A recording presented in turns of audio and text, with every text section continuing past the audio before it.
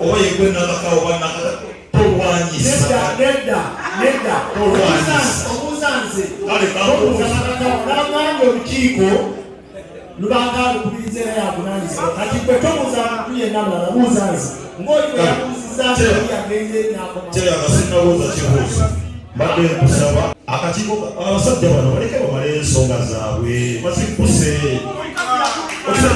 webale nnyo okusaba kunkuuli obukulembeze nedda ngenda kubuuza nosobola obukulembeze tuli mu bwapitex teka tweyagale okitegera sitowama neka tweyagale okitegere ekiriwo kiriwo abisigala kuuza kukwata omunsi nedda sebu omuzindawo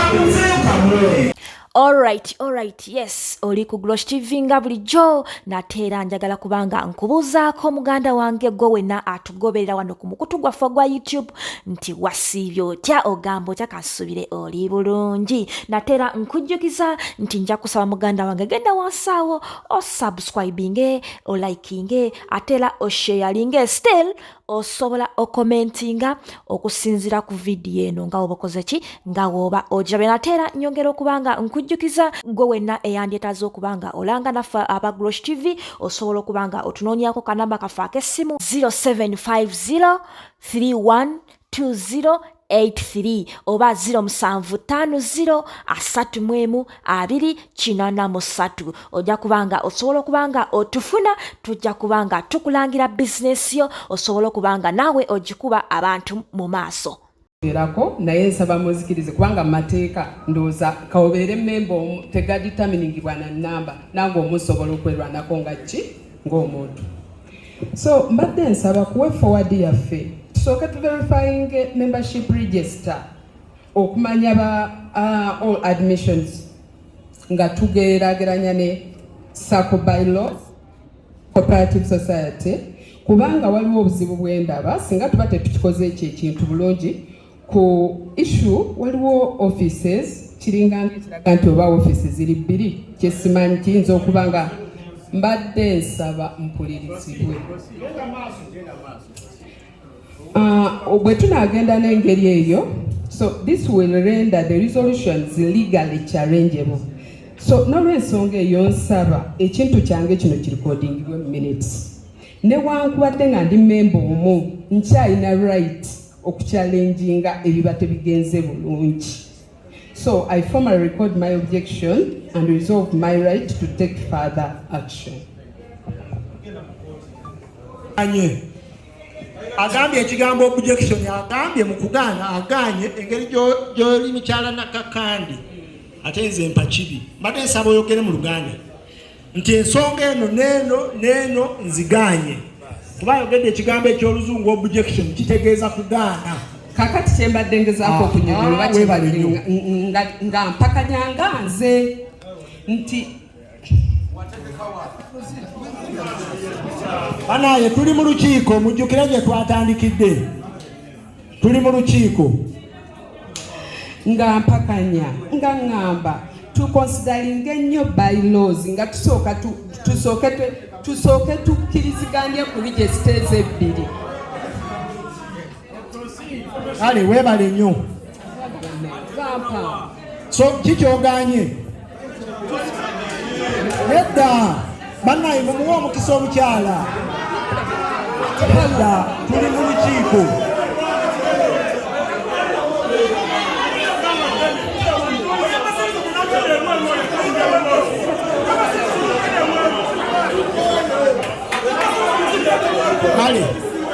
Kale mutuule bakama bange njogeranga ow'ebyokwerinda yazze wano. Nsaba gye twatambulidde we tutuuse nsaba tukakkane basebo ne bannyabo badde nsaba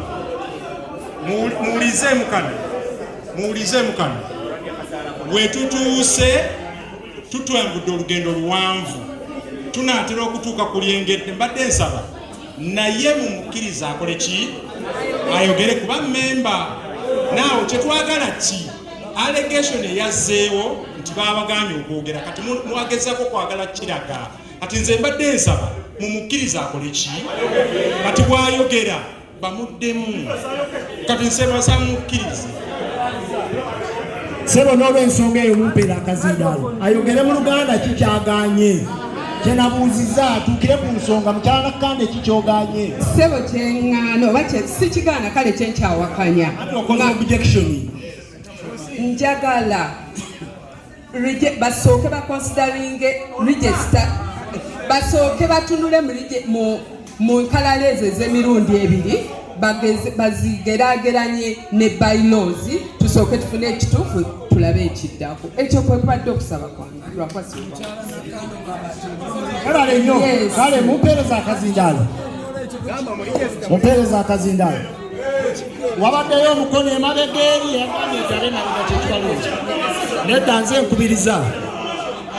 nkubiriza naawe nja kuwa mwena nja bbawa. Newa kampeera omukyalo ono yabadde addako omukyalo ono. Amannya agange nze Nakimuli Rita Kasolo. Mpola Kasolani. Nakimuli Rita. First of all, point of correction, she said objection at amaze requesting differentiate. Then okay, tugende maaso bw'obadde ogamba otya mukyala. Ensonga yange eri bweti otugambye omulundi ogujja wojja okukakasa enkalala kati ffe abatali ba member right now tugenda kulonda tutya vetting committee. Era eyo nsobi kati 58 be bagenda okulonda gwe atali member 58 be bagenda okulonda bano abali mu bayiro. Tugende maaso. Nedda anti okusaba kuzze buyise obukubiriza neyanza nnyo sebo okumpa omukisa guno. Amanya n'eddoboozi nze Mwanje Cyrus nga nva Katosi okujja okukiikirira abapromota benkola nabo. Mukama wange ekibuuzo kyange ngenda kubuuza, nsaba kutangaazibwa erigga omukugu ku nsonga zino.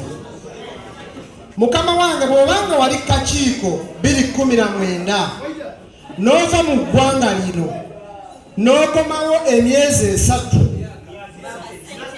mumpulirize, bw'oba wali kakiiko n'ogenda mu nsi z'ebweru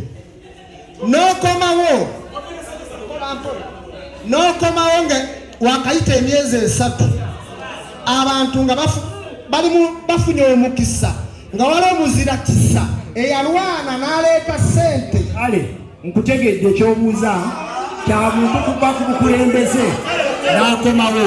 Nedda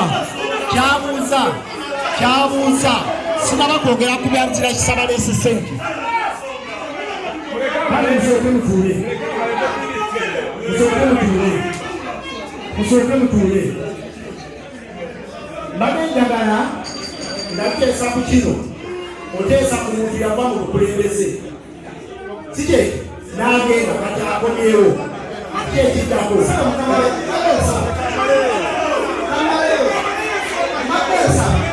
omuntu nga yali bweru n'agenda sako n'agirekawo n'esigala ng'etambula aba matengo okudda n'alwanyisa obukiiko obuliwo naye yasigala agenze.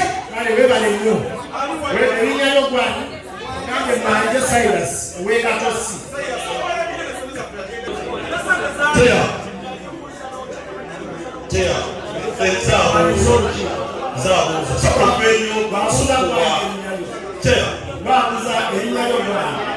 Ezemulagira Jjuuko Ekendero Promotions Senior Office ekisooka oba yegwe nakakawo banaka tolwanyisa. Nedda obuuza nze n'agambye olukiiko lubanga lukubiriza era yakunaanyizibwa kati gwe tobuuza muntu yenna mulala buuza nze ng'oli bwe yabuuzizza yagende n'akomawo. Sinnabuuza kibuuzo mbadde nkusaba kokolina mbadde kusaba busala akakiiko abasajja bano baleke bamale ensonga zaabwe bazikuse webalenya okusaba kumpuli obukulembeze negangenda kubuuza nosobola obukulembeze tuli mu bwapite kiteka tweyagale okitegeera sikyawamma muleke tweyagale okitegeera ekiriwo kiriwo abisigenda kuuza kukwata omunsi nakagandani nedasibu yena omuzindawo Sandra kasete zange tewazitwala omuzindawo mukubyewa ekangana njogerera yabayayi nalokupe sewo sinakukamuzeyo kamuliiko nedda tuli mu lukiiko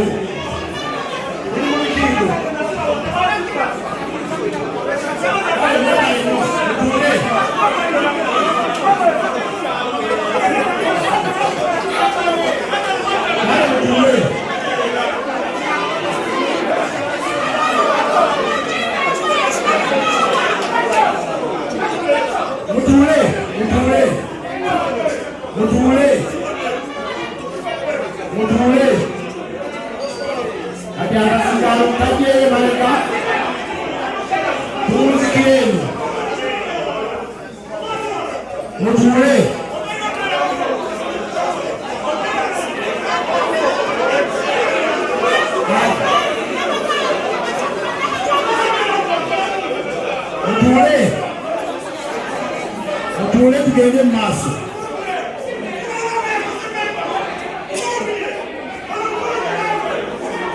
Kale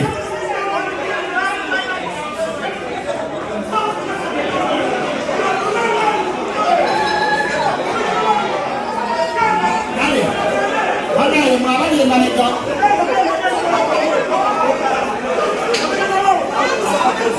wama webale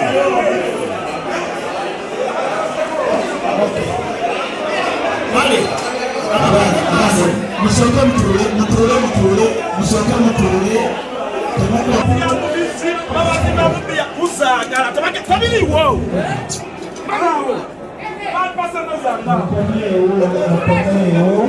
Bolo y'abali gye baagala baagala olukiiko luyiike. Mubantule.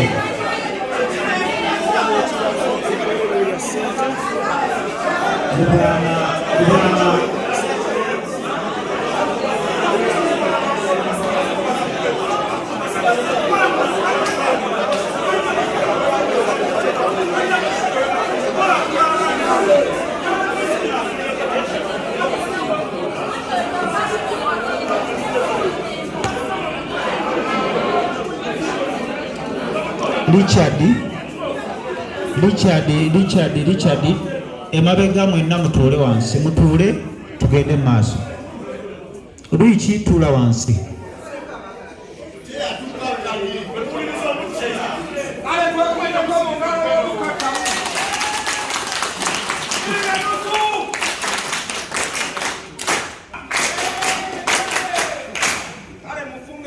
bannange badde batabangula lukiiko olwo limegenda mu maaso naye ministry omusango ogenda guteeka ku ministry era Joel bwe twalitoga ne PS namugamba lwaki mulwana nnyo okuwuliriza bammemba abasatu okusinga ebibiri